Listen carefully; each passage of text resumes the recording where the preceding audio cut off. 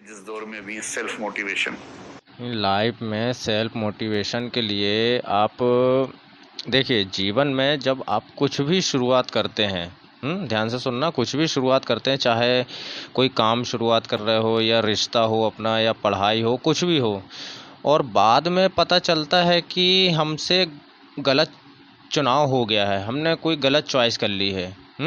होता है ना कि जैसे 2 4 5 साल बाद, 10 साल बाद पता चलता है कि यार हमसे गलत हो गया है, हाँ, हमने रिश्ता गलत रख लिया है, हमने पढ़ाई सही नहीं की है या कुछ भी हमने, लेकिन फिर भी आप उसे छोड़ नहीं पाते हैं। क्यों नहीं छोड़ पाते हैं? ध्यान से देखिए उस चीज़ को, उस पढ़ाई को, उस रिश्ते को, उस शादी को, उस पत्नी को, उस पति को। ध्यान से देखिए उस चीज़ को कि आपकी उनसे पहचान जुड़ गई है। तो क्या हो गया है? यही वो अहंकार है जो टूटना नहीं चाहता, चाहे जिंदगी बर्बाद हो जाए, चाहे घर में आग लग जाए, है ना।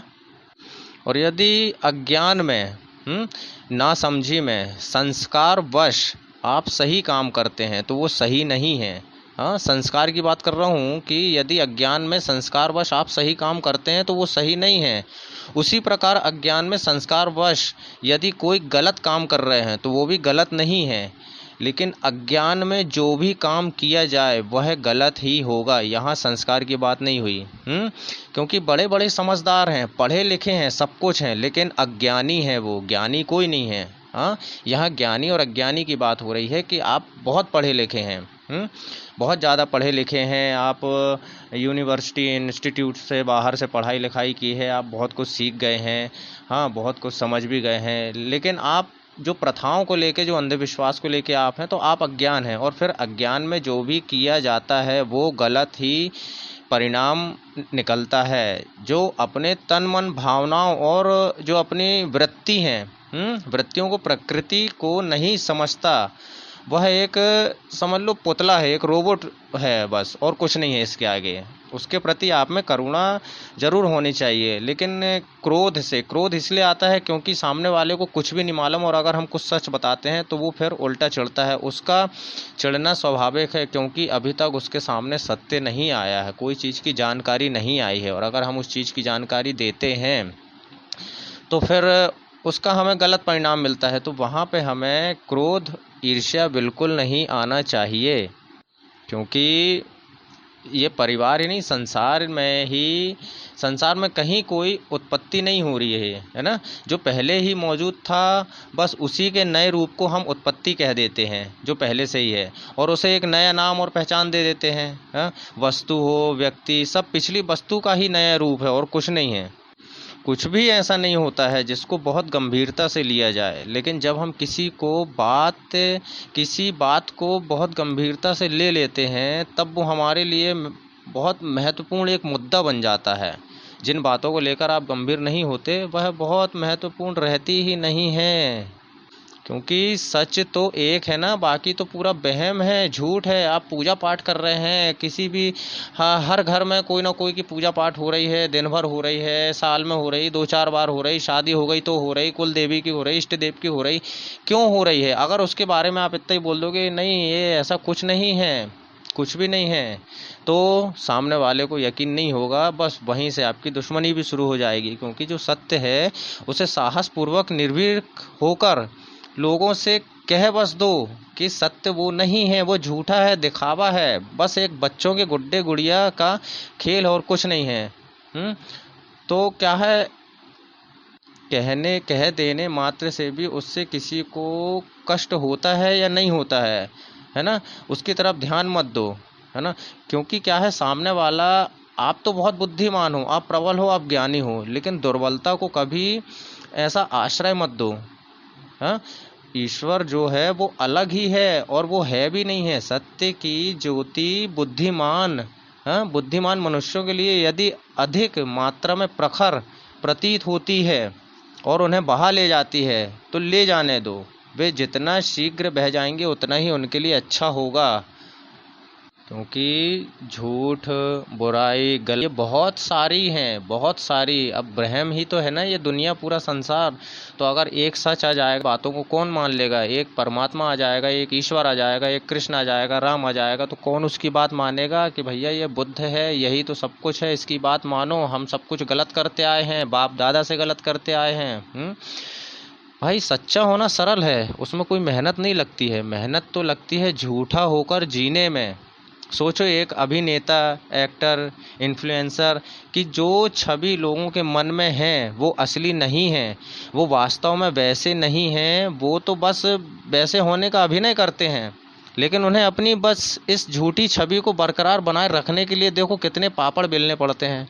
हाँ, एक झूठ को छिपाने के लिए कई हजार झूठ बोलने पड़ते हैं। इसलिए भाई सच्चे रहो, सरल रहो, अपना कर्म सही करते रहो, सबके साथ अच्छा करते रहो। इससे बड़ी पूजा कुछ नहीं है। बस वही एक सकारात्मक ऊर्जा है जिसको ईश्वर, देवी देवता जो तुम्हें बोलना है, बाकी सब नाम तो उसी के हैं।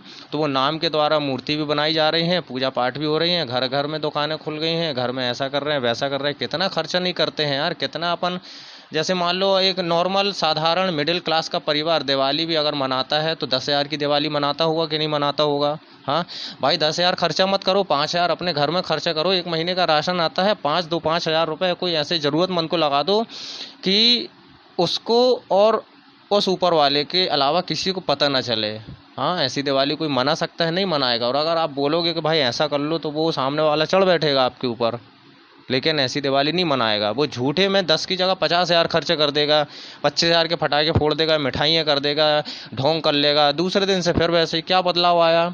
कुछ बदलाव नहीं आया। लेकिन अगर आप जो हमने बताया 10,000 की दिवाली, 5,000 की वैसे कर लो, 5,000 का अपने में जो भी है भाई अच्छे हंसी खुशी से, तो उसमें बदलाव ज़रूर आता है, क्योंकि आपने जो किया है वो उसी ने देखा है और किसी ने नहीं देखा है। लेकिन आप जो ढोंग कर रहे हैं वो भी वही देख रहा है। तो कब तक देखेगा? क्योंकि जो क्या है, सुधारने वाला इंसान रहता है, उसकी बातों में कोई यकीन नहीं करता है ना, तो फिर समय जो कहते हैं ना, बहुत बड़ा बलवान जिसने ईश्वर तक को नहीं छोड़ा है, वो फिर उनको तबीयत से ठीक करता है फिर। भाई गीता इतनी पुरानी हो गई है, हर जगह भागवत, हाँ, श्रीमद् भागवत गीता सब सुन लेते हैं। कई औरतें जाती हैं, कई आदमी जाते हैं, कई पंडितें मुंह खोलते हैं पैसे के लिए, 1-1, 2-2, 5-5 लाख रुपए लेते हैं। लेकिन वाक्यों को समझो तो यार। हाँ, गीता कहती है, कृष्ण कहता है कि अर्जुन से कि अगर तू ये मानता है कि कहीं स्वर्ग नर्क है, तो तेरी ही मान्यता के अनुसार तेरे लिए यही उचित है कि तू युद्ध करे, क्योंकि तू क्षत्रिय है।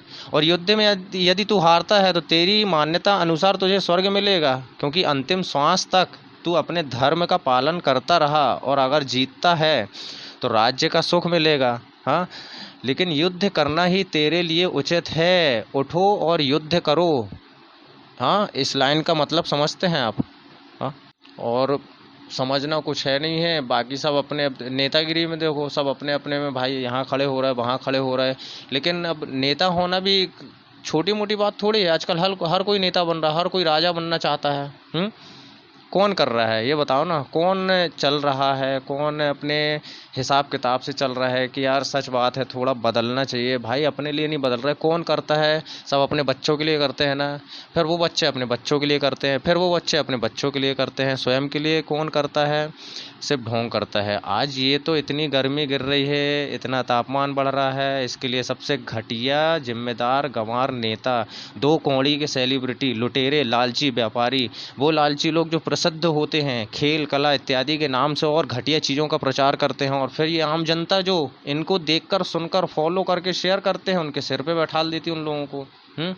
तो भाई इनको नीचा गिराओ, और नहीं तो तुम मरोगे ना, तो फिर समय है, फिर तो और कुछ नहीं है। जो जीते जी भी रहता है, मरने के बाद भी रहता है, वो समय रहता है आपके साथ, जो अभी भी आपके साथ है, लेकिन आपको नहीं समझ में आ रही है। अभी कर लो अय्याशी। क्योंकि ना तो आप कहीं से आए हो और ना कहीं जाओगे।